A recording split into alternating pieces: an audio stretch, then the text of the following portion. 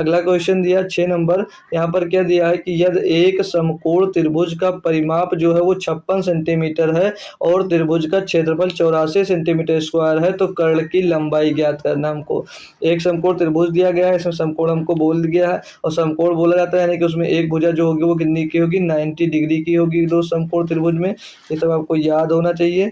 तो ये हमने एक कोई समकोण त्रिभुज यहाँ पर बना लिया, ठीक है। ये हमने एक समकोण त्रिभुज बना लिया भाई। तो ये जो होता है भाई बेस हो जाएगा, इसे क्या बोला जाएगा, बेस यानी कि आधार बोलते हैं भाई। और जो इधर होती है इसको क्या बोला जाता है, ऊंचाई बोला जाता है।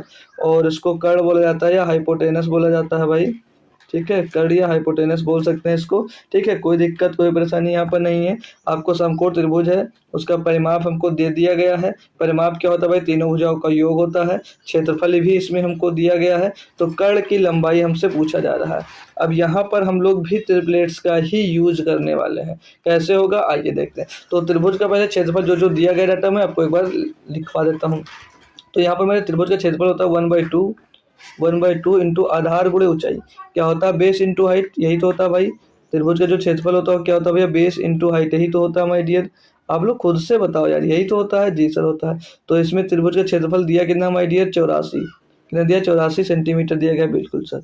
और यहाँ पर जो आपको दिया गया माय डियर परिमाप भी दिया गया। अब परिमाप मैंने आपको अभी बताया कि तीनों भुजाओं का जो योग होता है, तीनों भुजाओं का जो योग होता है आधार और प्लस ऊंचाई, आधार प्लस ऊंचाई प्लस हाइपोटेनस जो होगा वही तो होगा, वही तीनों भुजाओं का योग हो जाएगा उनके, वही तो उनके तीनों भुजाओं का योग होगा। जी सर। और वही क्या होगा, पैरामीटर होगा जो कि यहाँ पर दिया गया है, ठीक है। इतना हमको दिया गया है। अब हमसे पूछ क्या रहा माय डियर, हमसे तो इसमें पूछा है कि तो कर्ण की लंबाई हाइपोटेनस पूछा जा रहा है। तो यहाँ पर हमको कुछ नहीं दिया, हमको यहाँ पर कुछ नहीं दिया है।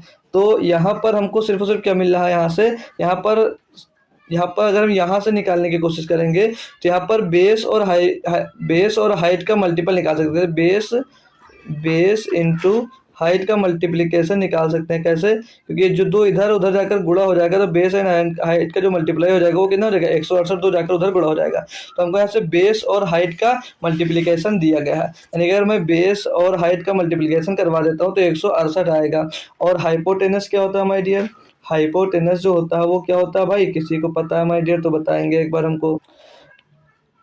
कर्ण स्क्वायर बराबर क्या होता है भाई, लंब स्क्वायर प्लस आधार स्क्वायर का हो जाता है। कर्ण निकालेंगे तो उन दोनों का स्क्वायर रूट कर देंगे जोड़ने के बाद, वही आपका क्या हो जाता है, वही आपका स्क्वायर रूट हो जाता है। तो अब हम लोगों देखो यहाँ से भी हम लोग ट्रिपलेट्स यूज कर सकते हैं। कैसे, अब ऐसा कुछ बेस और आप लोग हाइट ढूंढिएगा कि जिनका मल्टीपल कराएं तो 168 आना चाहिए। तो जब हम लोग आते हैं कहाँ पर, अपने आंसर्स पे, तो आंसर्स में जब उठाते हैं तो यहाँ पर लोग ऐसा कोई ना कोई हम लोग ट्रिपलेट्स हमको ढूंढना पड़ेगा।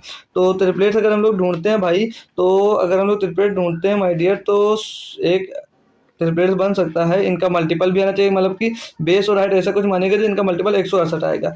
तो हम लोग को अगर याद है तो 7, 24 और 25 एक ट्रिपलेट बनता है माय डियर, ये नहीं बनता है, जी सर बनता है अगर याद होगा। 24 और 7, 24, 25 का एक ट्रिपलेट बनता है, जी सर बिल्कुल बनता है।